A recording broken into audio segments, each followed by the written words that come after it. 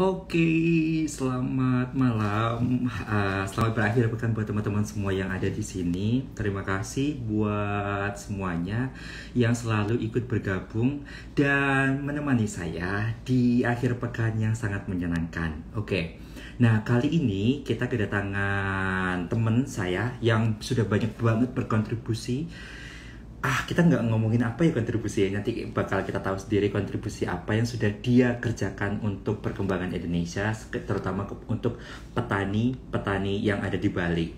Nah, kali ini cerita dari seberang seperti biasa adalah segmen mingguan saya yang akan bercerita tentang bagaimana rasanya orang-orang yang setelah berjuang banget untuk memperjuangkan harkat martabat serta masa depan mereka di negeri seberang tersebut. Oke, nah kali ini kalau kita ngomongin kali-kali dia adalah termasuk orang yang mendapatkan beasiswa dan juga keberuntungan yang luar biasa. Teman saya yang satu payung di Ikatan Pertamina Foundation Schooler, yaitu Sobat Bumi Schooler. Oke, aku mau menyapa teman-teman. Oke, ada Dika dari Stamonika yang sama-sama juga IKPFS. Halo, ada Mas Ari, Mbak Retno. Oke, audio udah masuk. Saya langsung undang biar view. Oke. Jadi hari ini dua maut apaan nih? Gak ada dua maut, cuma satu orang aja yang maut. Oke, hello. Oke. Jadi ceritanya kita adalah aku perbaiki brightness-nya dulu. ya, Hai kita hai. menemani teman-teman semua yang mungkin lagi pulang kerja di hari Jumat untuk menuju akhir pekan yang sangat menyenangkan. Oke, Tia. Thank you for your time. Thank you for your opportunity also. Akhirnya aku bisa ngobrol sama Tia. Nah, kali ini kita lagi ngomongin soal what is your contribution as Indonesian young woman. Oke, tapi sebelum kita ngomongin soal kontribusi, sebelum ngomong kontribusi, saya pengen tahu nih kabar Tia gimana di sana? Baik, sehat-sehat. I'm good, baik, sehat-sehat, alhamdulillah. Kamu gimana, Van? Oke, I'm good, yeah, I'm good. Anyway, kalau ngomongin soal COVID kayak gini, dia masih bisa climbing nggak sih? Atau masih bisa doing such that thing? Kan kita tahu nih, kalau personal branding Tia itu adalah seorang researcher, atlet, dan juga eksekutor. Nah, so aku ngomongin soal atlet dulu aja deh. Masih bisa climbing nggak sih kalau soal COVID-19 gini? Kalau dari climbing, kalau dari FPTI Kota Denpasar ya, karena aku atlet Kota Denpasar, FPTI-nya belum memberikan izin secara resmi boleh atau tidaknya, karena mengikuti aturan pemerintah. Cuman, kita tetap latihan dengan terbatas. Jadi atletnya tuh kayak dibatasin hanya untuk atlet-atlet Denpasar aja gitu. Oke. Nah, Tetap latihan. oke, Adik-adiknya ya, kalau aku enggak. Semoga pandemi ini segera berakhir. Kita udah merasakan kehidupan normal lagi, bisa bertemu sama, Amin. ya berpesta hura juga boleh lah ya sekali-sekali. Oke, Tia, kan tadi kita ngomongin soal brand image yang teman-teman tahu dari seorang Sri Audityasari, seorang atlet, seorang researcher, dan juga eksekutor. Nah, kalau kita ngomongin soal hal-hal yang seperti itu nih, ngomong-ngomong, Tia setuju nggak sih kalau aku menyebutnya dengan personal branding seperti itu? Personal branding mungkin itu istilahnya ya, tapi kalau aku pribadi menyebut sebagai like who you are, who you really are, gitu kayak kamu itu sebenarnya siapa. Dan kalau mungkin sekarang istilah kerennya personal branding, kalau aku dari dulu lebih melakukan apa yang ingin aku lakukan gitu. Jadi tanpa sengaja itu membentuk aku yang sekarang. Aku yang hobi manjat, aku yang jadi atlet, aku yang suka meneliti, dan aku juga yang kadar kekepoan agak tinggi gitu sampai akhirnya bisa jadi peneliti. Jadi it's just something like I love to do. Dan ternyata itu hulunya gitu. Tapi ternyata begitu ke depannya, oh itu ya namanya personal branding ya. Gitu. Jadi kayak lebih who you really are gitu aja sih. Oke. Nah, kalau kita tahu nih, kita nggak mungkin dong bisa jadi seorang researcher atau seorang eksekutor kalau kita nggak punya yang namanya education background yang bagus atau mungkin educational background yang mumpuni lah ibaratnya ya. Oke, saya sebut dari teman-teman semua, Kak Tia blur. Oke. Oh iya nih, aku nggak tahu, mungkin emang hidupku blur ya, jadi kayak semuanya tuh blur gitu. Penuh tidak jelasan nggak sih? Gimana? Udah nggak blur? Gimana? Tau nggak sih, aku terpaksa untuk pakai kayak gini biar kesannya nggak blur gitu, biar kelihatan filternya oke lah. Gimana caranya biar pakai filter? Ngobrol nggak sih? Sorry ya, aku nggak tahu gimana biar nggak ngeblur. Oke, it's okay. Nah, Tia, buat teman-teman semua yang sudah bergabung di sini, mungkin teman-teman belum tahu educational background atau backgroundnya seorang Tia itu seperti apa. Mungkin karena emang Tia nggak pernah expose atau jarang banget nge-expose soal educational background lah istilahnya. Oke, saya sebutin lah ya educational backgroundnya. Ya ini merupakan mahasiswa alumni dari Uppsala University di Sweden. Ini merupakan universitas nomor 2 di Swedia.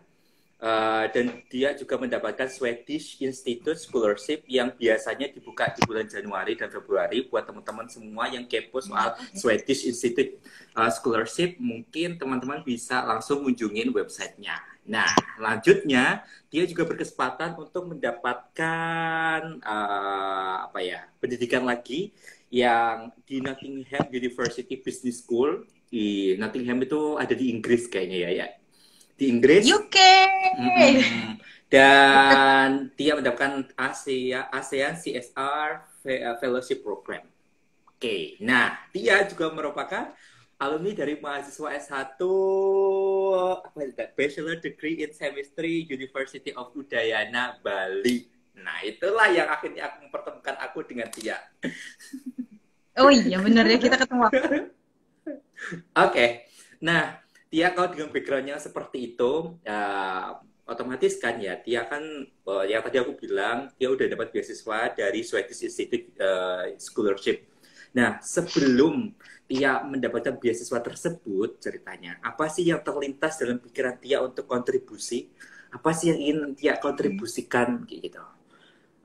Sebelum mendapatkan beasiswa. Sebelum maksud pertanyaannya kenapa aku pengen sekolah lagi dan motivasi untuk sekolah lagi gitu ya? Gitu nggak sih? Motivasi. Oke. Itu keputusan itu aku ambil pas aku umurku masih 20 tahunan ya. Jadi masih agak umur labil gitu. Dengan umurku yang labil sebagai anak muda dengan idealisme kan kita banyak maunya tapi kita nggak punya apa-apa gitu. Sementara kita pengen ini pengen itu tapi kita nggak punya apa-apa. Nah waktu itu aku kepikiran untuk mimpiku waktu itu cuma satu, kecil banget. Mimpiku cuma pengen bisa berguna buat sekelilingku.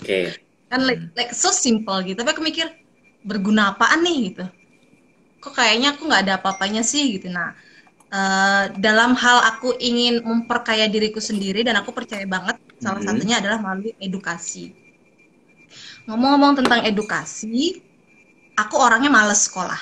Aku nggak suka pada sistem pendidikan. Maksudnya yang harus datang rutin ke sekolah untuk belajar, kemudian ngerjain PR, bikin tugas, ulangan, something like that. I hate like monoton rutin. Tapi aku orangnya suka belajar gitu. Iya. Nah, pada waktu itu aku nyari gimana caranya aku bisa belajar tapi aku nggak bosen. Nah, waktu itu aku berangkatlah ke Swedia. Jadi berjuanglah, aku harus jauh nih dari rumah gitu. Aku harus jauh dari rumah biar tantangannya besar. Cari informasi, termasuk informasi beasiswa dan apa aja yang didapat. Ya udah, akhirnya aku menulis sebelum aku dapat beasiswa, aku menulis satu proposal tentang pemberdayaan petani waktu itu. Bagaimana caranya kita bisa memberdayakan kawan-kawan petani. Gitu. Jadi emang Tia posisinya adalah sebelum Tia untuk mendapatkan beasiswa, Tia udah pikiran untuk gimana caranya berguna dan melalui memperdayakan petani-petani Indonesia. Benar? Iya, betul. Jadi itu kayak ibaratnya gini nggak sih ya? Kayak kamu itu udah punya direction, kamu tinggal berlari ke arah direction tersebut, dan ternyata di direction tersebut adalah how to gain your value, karena value-nya adalah harus melalui pendidikan dulu, dan akhirnya kamu harus melakukan atau menikmati proses pendidikan tersebut. Benar? Exactly. Jadi aku semua Okay, benar semuanya itu berawal ketika I know what I want. I know what I want, but I don't know how to do it. Aku tahu apa yang aku mau, tapi aku nggak tahu gimana caranya. Jadi dalam rangka untuk mencapai apa yang aku inginkan, aku harus belajar. Gitu. Salah satunya adalah melalui proses edukasi formal, begitu. Dan Tia juga mengambil Master of Research Program di Uppsala University dengan konsentrasi di Science for Sustainable Development, benar? Yep, betul. That's good. Nah, Tia, kalau waktu Tia lagi belajar di Uppsala University saat itu, kepikiran nggak sih, kan Tia udah ada direction nih, aku ingin memperdayakan petani-petani Indonesia. Nah, saat lagi ada di Swedia, kepikiran nggak sih kayaknya susah deh aku kayak memperdayakan mereka, gimana ya caranya gini ya? Atau mungkin saya lebih ngambil sesuatu yang lebih simpel aja nggak sih? Atau sesuatu yang bisa dikatakan tantangan atau godaan yang akhirnya plat itu istilahnya, pelang atau direction itu akhirnya tergonjang-ganjing? Enggak loh, aku nggak mikir loh. Itu dia salahku. Salahku adalah aku hanya fokus, aku waktu itu I was goal oriented. Aku mikir adalah tujuanku adalah ini dan aku harus ke sana, aku nggak peduli caranya gimana. Jadi aku nggak mikir tuh susahnya kayak gimana. Aku cuma waktu itu niatnya belajar. Tapi tantangan ketika susah, maksudnya ketika kita kuliah, ya kita belajar gitu, dengan mengikuti semua kurikulum dan kelas-kelas yang ada itu kita belajar. Tanggung jawab kita adalah diri kita sendiri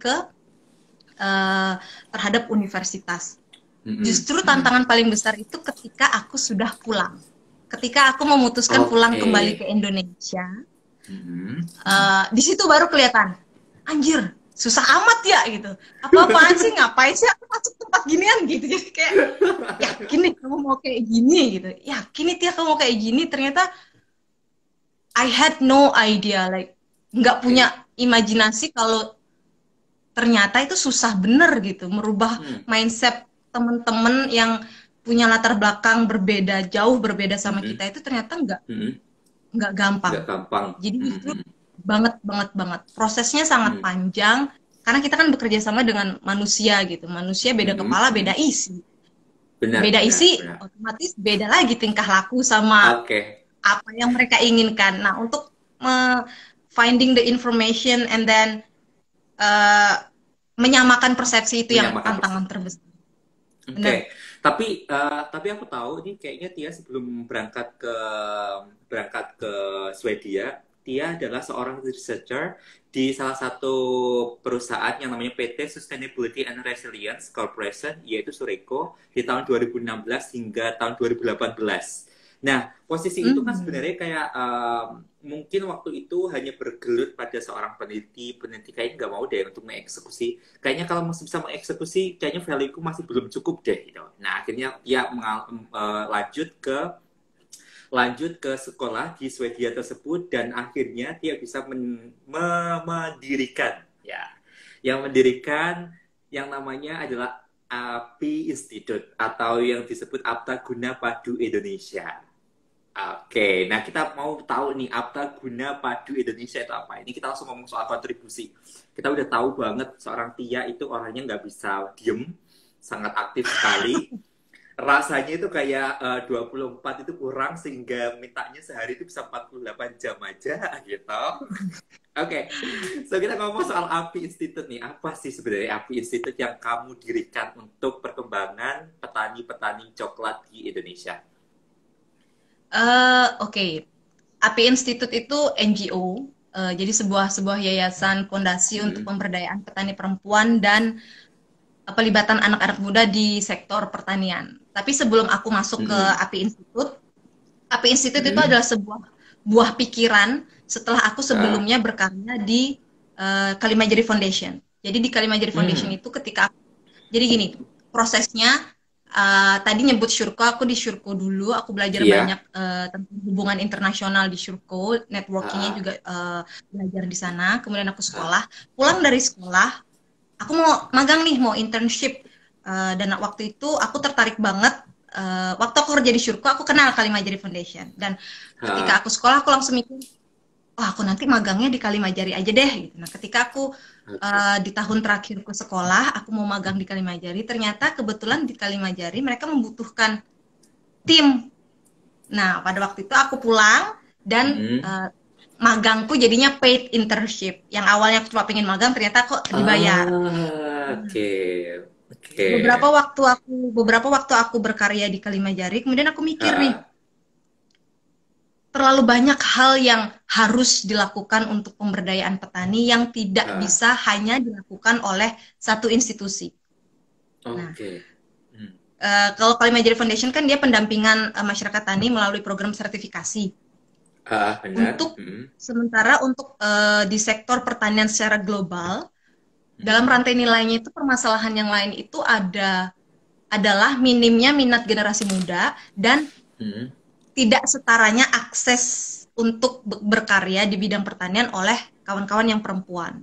Nah, berasal dari pikiran itu aku mikir, wah, anak-anak muda sama petani perempuan ini vulnerable juga mereka kalau misalnya nggak ada yang support, like directly support them gitu. Jadi terus kebetulan kali ya, jalan Tuhan, aku perempuan dan aku masih muda, jadi like I will do this gitu.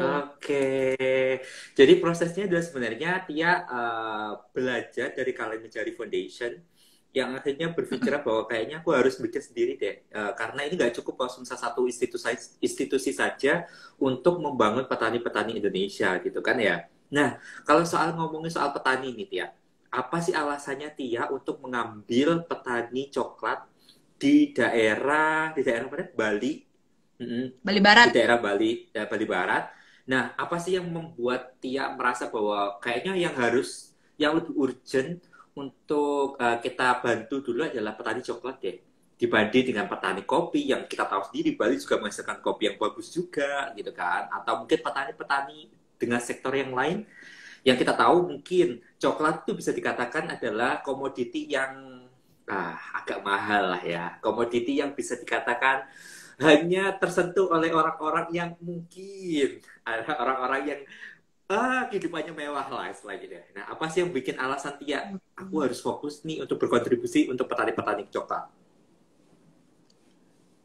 Mungkin love at the first sight. Aku nggak pernah memilih. Maksudnya aku nggak pernah milih harus petani coklat, harus di Bali Barat, harus di sana aku berkarya, itu nggak pernah milih. Aku nggak pernah memilih. Tapi kenapa aku bilang love at the first sight? Ketika aku datang ke sana, itu bukan mata, bukan pikiranku yang bekerja, tapi kayak hati gitu, kayak they need help. Like agak susah didefinisikan dengan kata-kata, tapi like the love for the people and the love for the place, kayak kamu punya intuisi, I can do something here, aku bisa berperan ketika aku berada di sini gitu. Jadi lebih semisal intuisi dan juga jalan Tuhan. Aku percaya banget kalau itu punya rencana. Jadi ketika waktu aku di Eropa, aku jalan-jalan, aku lupa di Italia atau di Prancis, aku jalan-jalan, aku kan suka coklat. Ke kafe coklat gitu di Italia berarti, waktu beli gelato. Nah, mereka punya satu etalase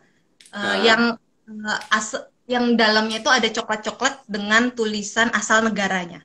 Jadi kayak ditulisin Ghana, Pantai Gading gitu, Ekuador. Terus ada satu Tabanan. Tabanan? Tabanan bahkan bukan negara kan, gitu loh.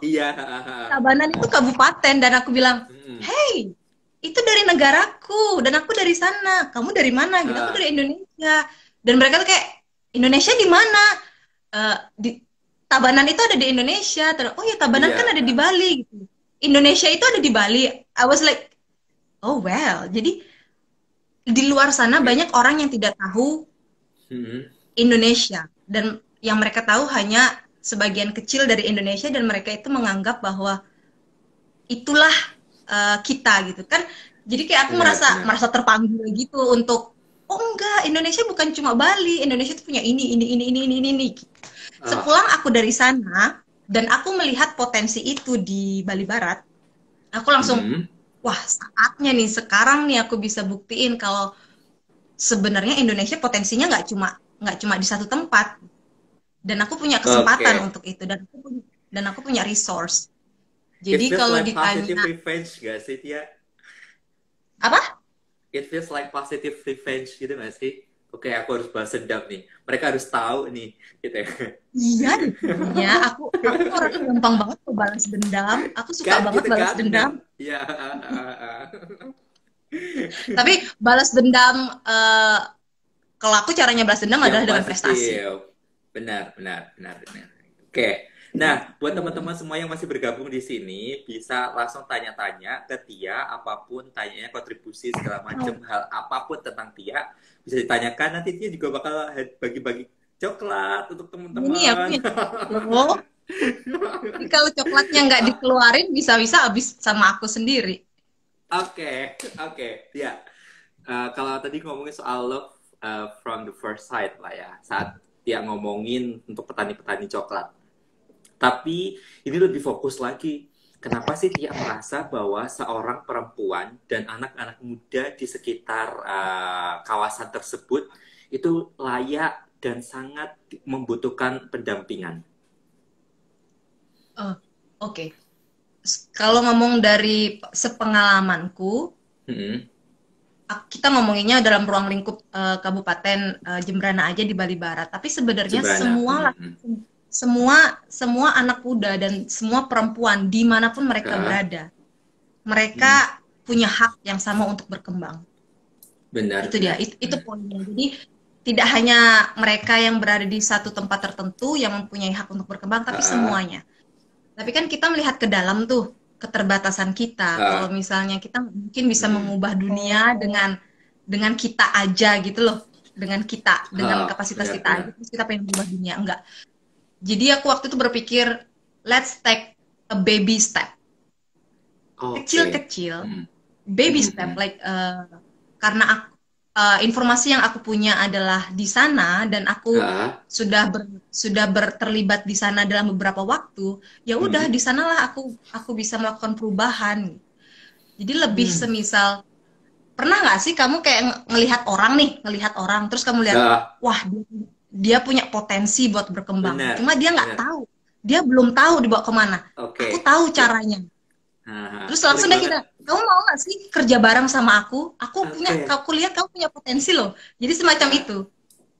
Kayak ketika pikiran dan hati klik, saling bersinggungan, disitulah aku bekerja. Ntar aku sambil minum. Oke. So, ya, tadi kita ngomong soal people. Nah, sekarang jump to the product.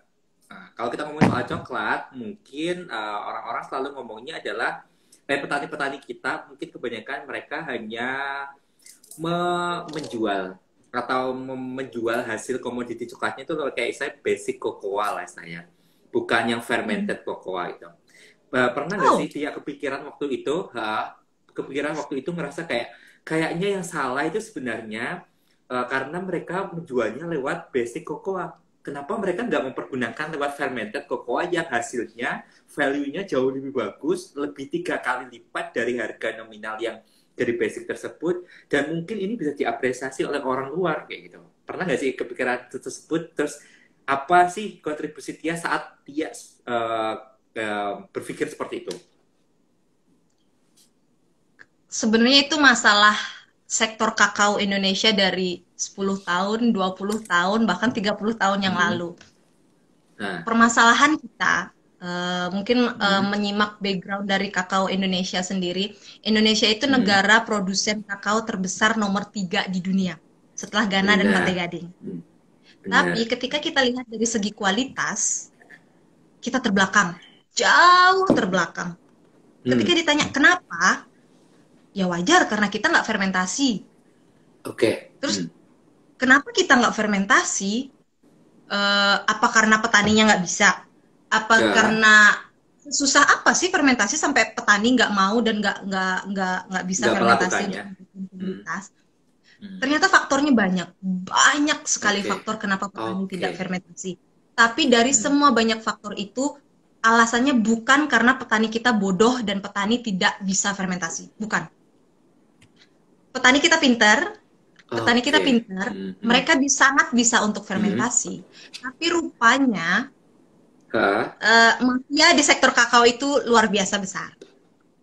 Jadi perusahaan-perusahaan besar itu, perusahaan-perusahaan besar itu lebih memilih membeli biji kualitas asalan non fermentasi di tingkat petani. Jadi mereka bisa membeli dengan harga yang lebih murah. Karena ketika petani melakukan fermentasi, mereka harus memberikan nilai tambah kan di tingkat petani, dalam artian memberikan nilai premium.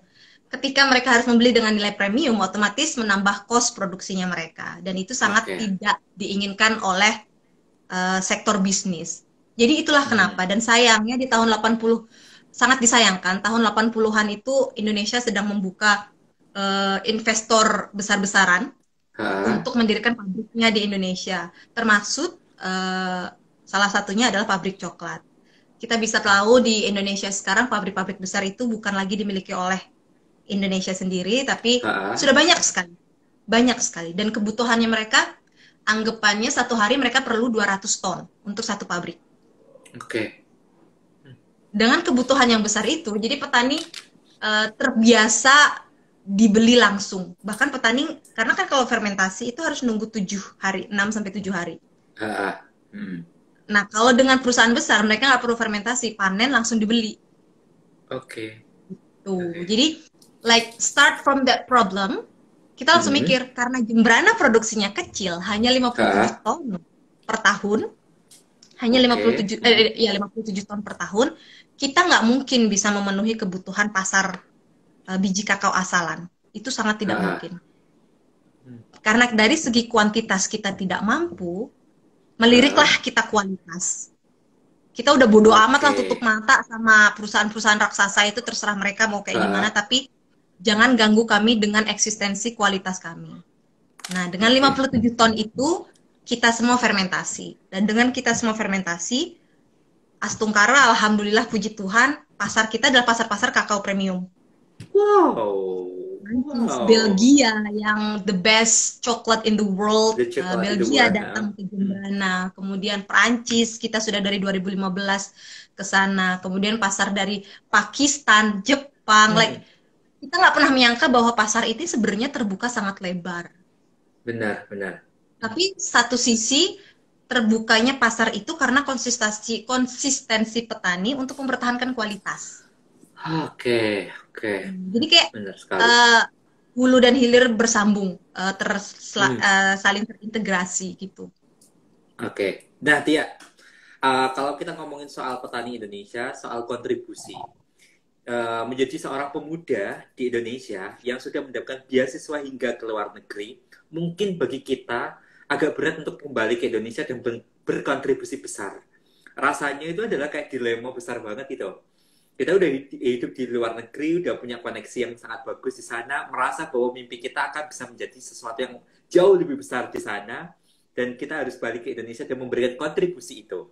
Nah, itu kan ibaratnya kayak tantangan terbesar lah untuk orang-orang Indonesia atau pemuda-pemuda saat ini. Nah, kalau ngomongin soal kontribusi Tia, apa sih Tia sebenarnya tantangan terbesar sebelum akhirnya Tia berhasil membentuk yang namanya API, institut tersebut yang Apta Guna Padu Indonesia itu? Apa sih tantangan terbesar? Kayak pernah nggak sih menemukan sesuatu yang gila yang harus mungkin dapat serangan dari orang-orang lokal, atau mungkin dari pemerintah, atau mungkin dari stakeholder yang lain, yang pastinya itu ya nggak tahu, mungkin bisa membuat dia sangat turun atau ngerasa kayak udah deh, kayaknya saya nggak mau lanjut aja deh, biarin mereka, terserah mereka. Udah ngasih nih, udah ngasih tips, udah ngasih knowledge aku nih, tapi kok kayaknya susah banget sih. ya udahlah, aku merasa kayak hidupku bukan tentang mereka. Hidupku mungkin aku akan kembali lagi ke luar negeri dan mereka mungkin pasti akan menerima saya kayak gitu. Nah, apa sih yang bikin Tia ngerasa kayak sangat semangat, tantangan-tantangan apa aja yang mungkin bisa Tia share di sini? Aku kayak langsung flashback gitu, ya Tuhan, ternyata I've been through gitu, I've been through that ways gitu. Karena kalau kita diomongin dengan aku apa namanya, dengan aku punya kesempatan sekolah di luar negeri, itu membuka kesempatanku untuk memperoleh kehidupan yang lebih baik, itu harus diakuin. Waktu itu aku sudah punya project gitu, jadi aku nggak perlu pulang ke Indonesia, hidupku akan nyaman, maksudnya digaji dengan euro, dan I will settle there gitu. Itu juga one of my wild dreams to settle abroad. Tapi aku sekali lagi bilang, oh emang salah satu mimpiku adalah bisa stay di luar negeri dan hidup nyaman. Tapi itu nggak sekarang gitu, itu mimpi jangka panjangku. Kalau misalnya aku waktu itu ngambil kesempatan untuk stay di sana, aku mengkhianati mimpiku yang sebelumnya dong gitu. Mimpiku sebelumnya, aku ingin bermanfaat buat, minimal buat tetanggaku lah gitu. Akhirnya dengan aku berbesar hati menolak tawaran kerja untuk stay di sana dan aku pulang. Ketika aku pulang, aku pun nggak kepikiran aku harus kontribusi, harus begini. Aku nggak kepikiran, sama sekali nggak pernah terpikirkan di otakku suatu keharusan untuk melakukan kontribusi, enggak. Jadi aku lebih ke arah apa sih yang bisa aku lakuin hari ini, esok, apa sih yang bisa aku lakukan secara keberlanjutan, lebih ke arah itu. Dan mungkin satu sisi juga kita nggak harus kuliah di luar negeri dulu untuk bisa berkontribusi ya, itu yang harus ditekankan. We can do anything in our power with what we have, what we have, itu dia. Dengan apapun yang kita punya gitu, kita bisa melakukan apa aja. Jadi nggak perlu menunggu kita harus punya ini baru mau melakukan itu. Kita harus sekolah di luar negeri dulu untuk bisa membantu yang lain, itu enggak. Itu yang harus ditekankan.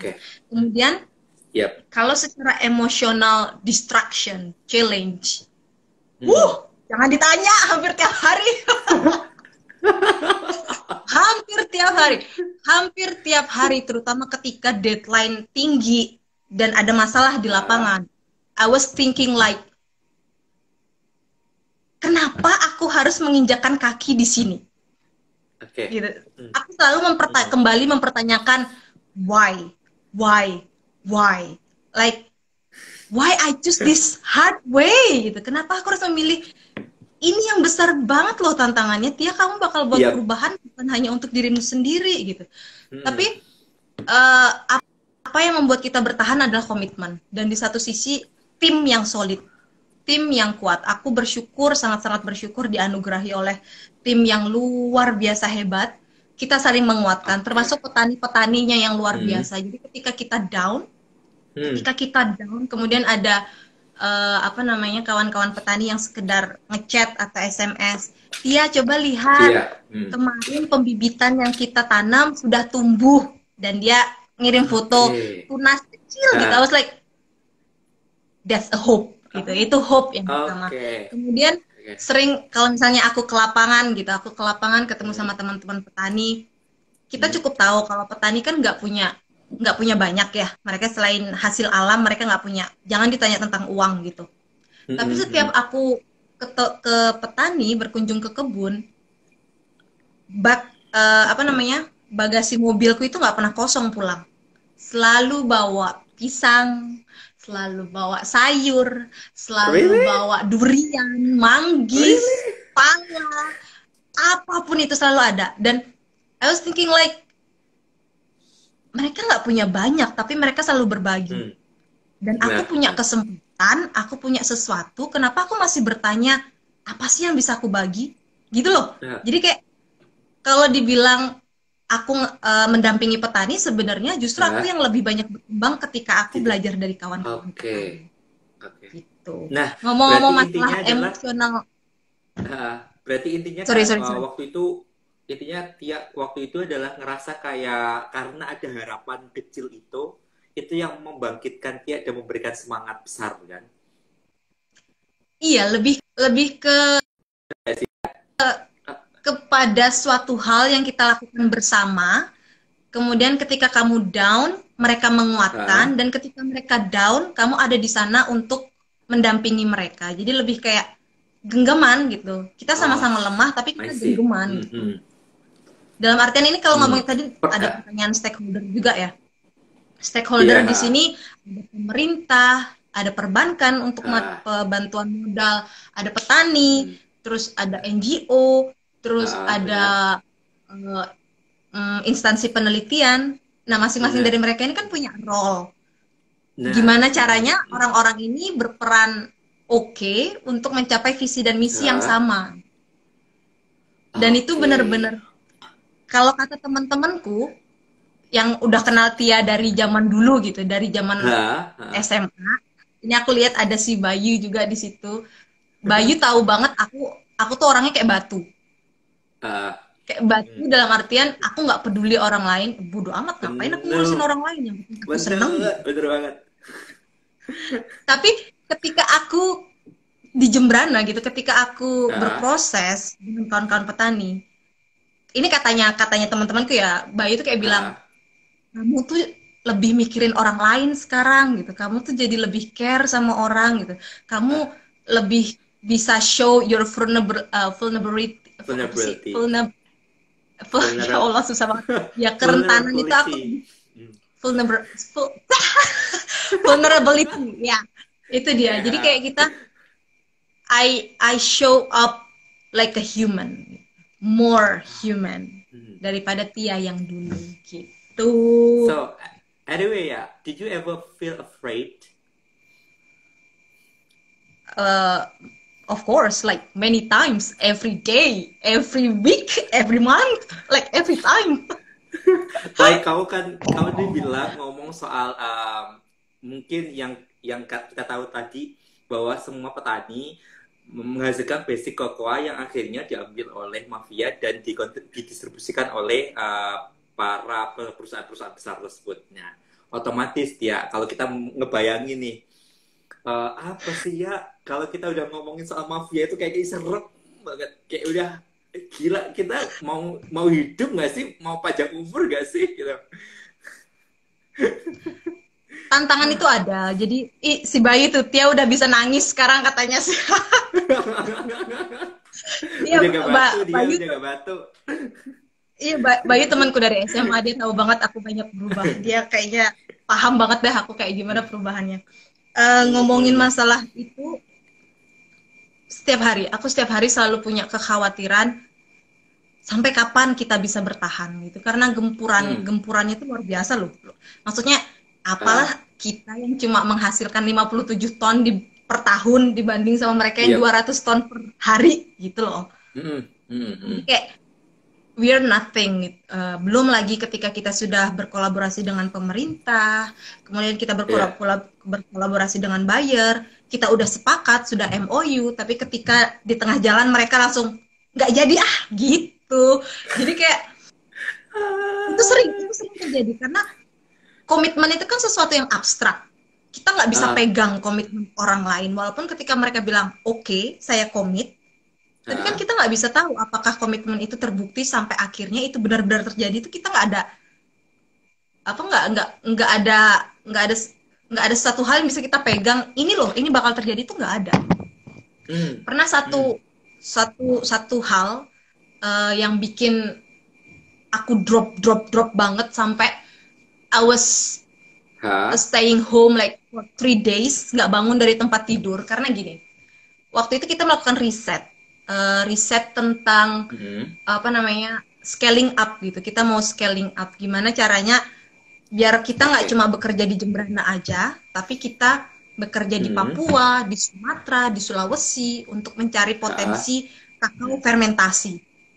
Riset kita sudah 1 tahun. Kita sudah melakukan 1 tahun riset, pengumpulan data, dan kita percaya potensi Indonesia luar biasa. Waktu itu sudah didukung oleh Kementerian Pertanian dan didukung oleh pemerintah kabupaten setempat. Itu udah klik nih. Jadi tinggal kayak publish gitu, tinggal kayak publish. We do this for 5 years later gitu. But nggak ada angin, nggak ada hujan. Sudah 1 tahun kita berproses, nggak ada angin, nggak ada hujan. Tiba-tiba pimpinan di Kementerian Pertanian itu diganti. Kayak peng, hasil riset kita kayak kayak orang bakar, habis itu debunya diambil terus ditiup kayak gitu. Aduh sakit banget. Tapi itu kekuatan politik gitu, kekuatan politik yang sama sekali kita nggak bisa kontrol, dan kalau kita mikirin itu terus kita bisa gila gitu. Jadi tapi bener waktu itu mungkin pengalaman pertama ketika aku sudah mengerahkan semua waktu, energi, pikiran dan semua yang aku punya ke arah sana dengan berharap sesuatu yang baik akan terjadi, tapi ternyata itu kayak dihapus, dianggap nothing gitu, dianggap gak ada apa-apa. Itu aku down sedown-downnya. Aku inget banget, aku dengar kabar itu di mobil. Di mobil itu aku disetirin, aku lupa siapa yang nyetir, aku lagi teleponan terus dikabarin gitu, aku langsung nangis kayak wah, tapi nggak ngomong, aku cuma nangis. Nyampe rumah, masuk kamar, nangis, ketiduran, besok paginya bangun nangis lagi. Itu 3 hari. Itu benar-benar 3 hari. Aku inget itu 3 hari. Aku kayak mikir, lanjut nggak ya aku gitu, harus nggak ya aku tetap di sini gitu, kayak karena aku ngerasa nggak dihargain gitu, aku ngerasa nggak dihargain dengan semua effort yang teman-temanku lakukan, dengan tim dilakukan itu kayak nggak ada apa-apanya gitu dibanding mereka yang punya kuasa di atas. Tapi di satu sisi itu, nah di situ aku percaya pentingnya kita punya role model, pentingnya kita punya seseorang yang bisa kita jadikan acuan untuk meminta nasihat. Waktu seniorku salah satu role modelku, dia orang terkenal banget di bidang konservasi se-Indonesia, kenal, cantik, dia artis juga, tapi aku nggak bakal nyebut karena dia orangnya sama kayak aku, pemalu. Beliau bilang gini,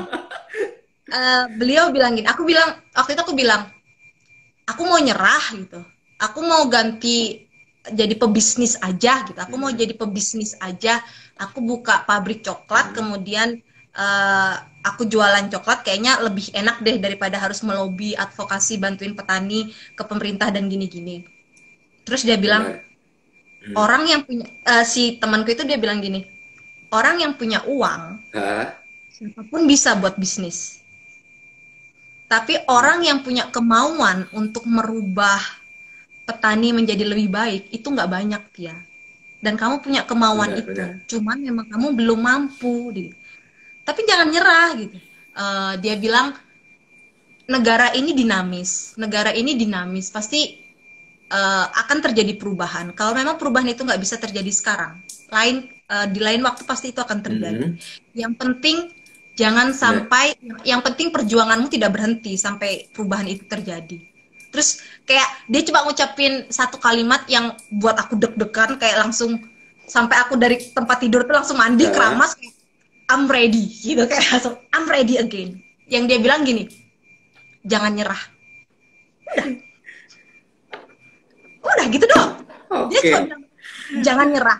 Tapi kayak the right words from the right person is powerful enough to make you wake up again gitu loh. Iya nggak sih? Benar banget. Iya nggak sih? Dia cuma bilang ada komen jangan dari nyerah. Epic Cynthia. Ada komen dari Epic Cynthia, temennya Cynthia. She's my best friend. Yes, everybody needs somebody as a role model to remind us to push through. That's correct. Nah, Tia. Yes. Kalau tadi kan ngomongin soal tantangan Tia yang udah sangat luar biasa, gila gitu kan. Udah pasti, aku tahu nih Tia juga pasti sudah mengalami proses-proses yang seperti itu. Kira-kira Tia ya, proses itu dulu yang merupakan adalah tantangan terbesar. Berapa tahun sih Tia mengalami tantangan terbesar itu? Sampai akhirnya kayak ibaratnya udah menemukan jalan setapak yang agak mulus. Berapa tahun sih? Belum ada jalan yang mulus. Semuanya masih bergelombang nih. Jadi begini, namanya I do room for development. There's always room for development gitu. Jadi ketika kita sudah melalui satu tantangan dan kita berhasil, hampir tidak mungkin kita bakal nemuin jalan yang mulus. Itu kayak nggak mungkin banget. Jadi ketika tantangan selesai, yang satu kita sudah jalan, terus ada tantangan lagi, ada tantangan lagi, ada tantangan lagi. Kita jadi kayak terbiasa. Kita jadi terbiasa dengan tantangan itu sampai pada satu titik kita bilang, aku udah pernah lebih susah daripada hari ini. Ayo tantangan apa lagi nih? Gitu. Jadi kayak we are getting stronger, we are getting stronger. Gitu. Jadi bukan karena nggak ada tantangan lagi, justru tantangannya semakin besar. Tapi lebih karena kita sudah terbiasa dengan hambatan tantangan dan kita sudah through it, gitu. Kita sudah menghadapi itu semua. Jadi kita kayak, ayo apalagi habis ini, ayo apalagi habis ini. Jadi lebih kayak kita lebih siap. It seems like you very love to do that job, right? Benar nggak sih ya? Kamu benar-benar kayak sangat mencintai apa yang sedang kamu kerjakan saat ini. Itu sebenarnya motivasi terbesar sih. Ya, aku mungkin satu dari beberapa orang di dunia ini yang beruntung ya menemukan satu hal yang dia cintai, yang bisa dia kerjakan, terus bisa membayar bill kehidupan sehari-hari. Aku mungkin satu dari bagian orang. Jadi seperti kita ngerjain sesuatu, capek, berat, susah, tapi energi kita nggak pernah ada habisnya gitu. Energi kita nggak pernah ada habisnya karena udah cinta. Semoga nanti jodohku adalah seorang yang benar-benar aku cintai, jadi aku punya energi yang besar untuk hidup dengannya. Anyway, kenapa ngomongin soal jodoh sih akhirnya? Oke ya. Nanti galau nih, kalau kita ngomongin soal jodoh galau nih. Jangan dibahas di sini, beda topiknya. Kalau kita ngomongin soal tantangan nih, dia selalu merasa bahwa every single part will have challenge lah. Dan itu sangat dia nikmati dari setiap tantangan-tantangan yang akan datang. Nah, apa sih harapan terbesar? Bukan harapan sih, lebih tepatnya. Atau ibaratnya oase lah. Angin dingin, angin segar. Apa yang dia sangat menikmati dari situ. Ibaratnya kayak semua dia perjuangkan untuk petani-petani kokoa di Jembrana.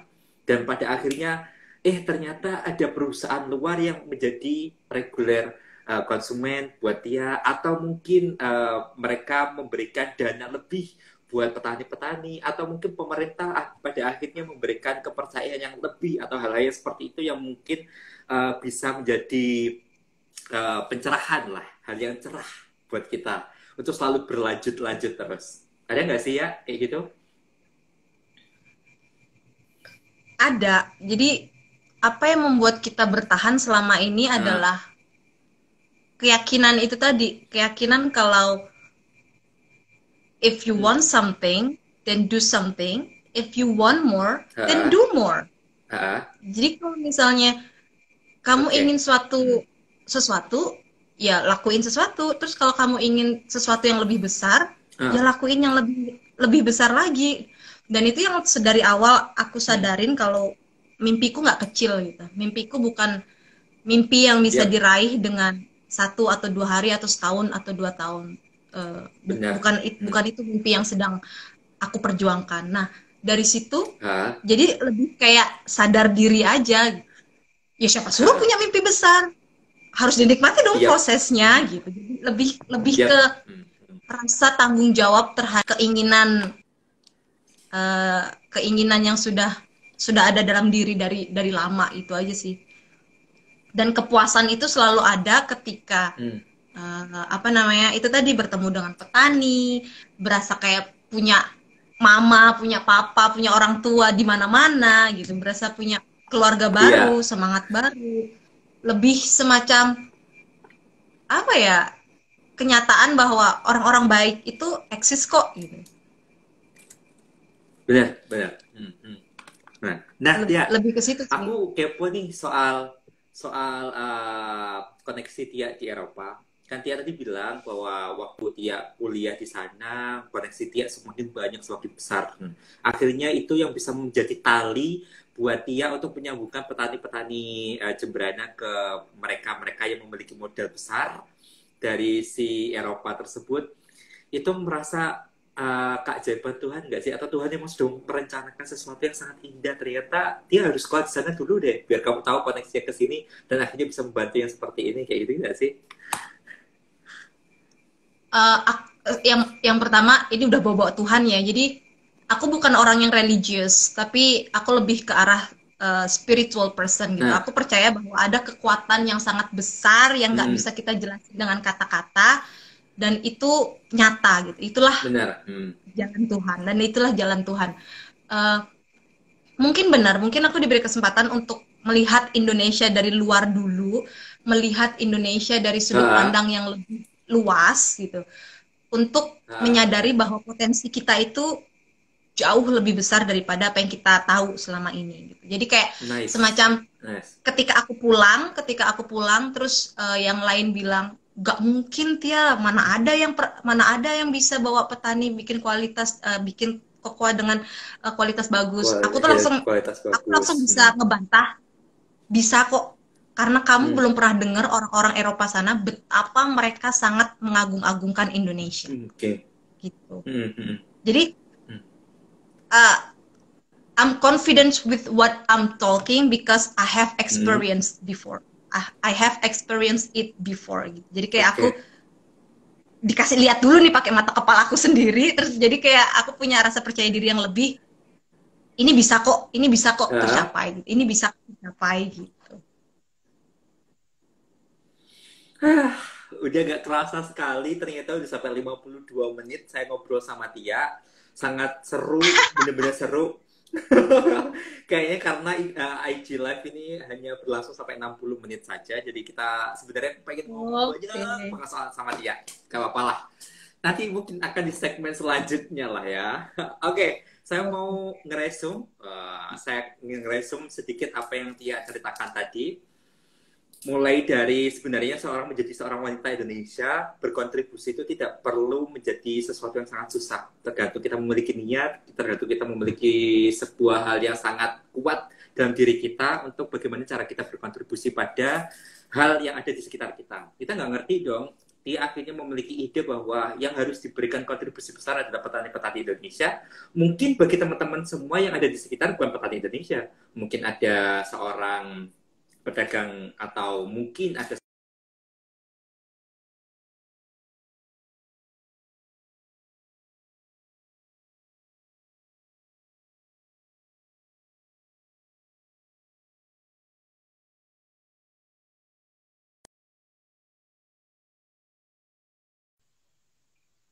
dia juga merasa sangat menikmati dan sangat enjoy sekali dengan prosesnya, bahwa sebenarnya direction dia adalah untuk membantu dan berguna bagi orang luas lah, seluas-luasnya.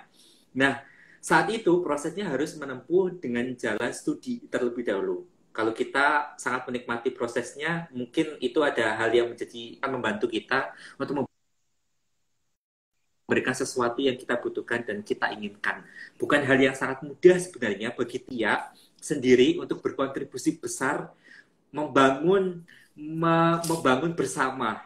Secara self improvement, dia juga menjadi orang yang sangat peka, menjadi yang batu yang sudah menjadi lembut lagi batunya, dan pastinya bisa memberikan kontribusi besar buat Indonesia dan petani-petani tersebut sesuai dengan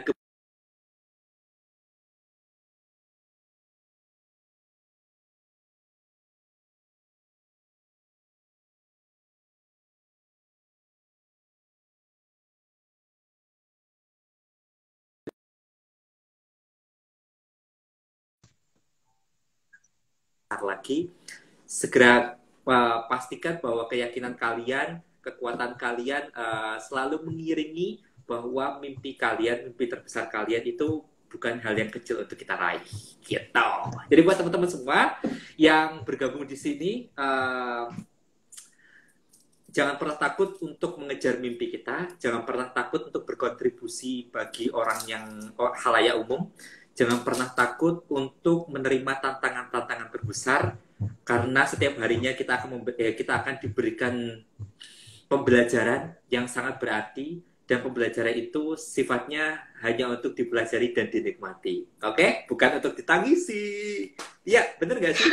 Last statement dong. Last statement, oke. Mungkin apapun itu lebih seringlah lihat ke dalam daripada lihat keluar. Jadi kenali dulu diri kalian maunya apa, kelemahan kalian apa, kekuatan kalian apa. Setelah itu petakan mimpi kalian. Dari situ semuanya akan lebih mudah. Lebih mudah ya, bukan berarti akan mudah. Ya aku bilangnya lebih mudah. Bukan mudah, itu dua hal yang berbeda. Jadi pasti kayak lihat ke dalam dulu. Karena dari kita kan terlalu sering untuk membandingkan dengan orang luar. Sebelum kita ke dalam. Itu dia. Itu yang selama ini aku lihat, wah, jalurnya kebalik nih gitu. Jadi kita terlalu sering untuk lihat keluar dulu, baru ngelihat diri sendiri. Jadi like know yourself before you do something. Knowing somebody else. Oke. Sip. Yeah. Thank you so much for your time, Tia. Thank you. Aku nggak bisa ngomong thank you lagi. Ini adalah salah satu mimpi saya untuk bisa ngobrol sama Tia di IG Live aku. Ini menjadi dokumen aku. Aku bisa ngobrol sama orang yang sangat luar biasa. Wanita Indonesia yang memberikan kontribusi luar biasa bagi daerah sekitarnya. Dan saya sangat mengapresiasi kehidupan Tia, perjuangan Tia, dan lain-lain. Semoga Tia selalu sehat, selalu diberikan kekuatan, dan pastinya semangatnya nggak pernah putus. Oke? Amin. Kita ketemu lagi di segmen selanjutnya. Terima kasih Tia. Selamat malam. Dadah. Terima kasih Van. Sehat juga buat kamu ya. Dadah. Thank you ya. Sehat-sehat Van. Dah.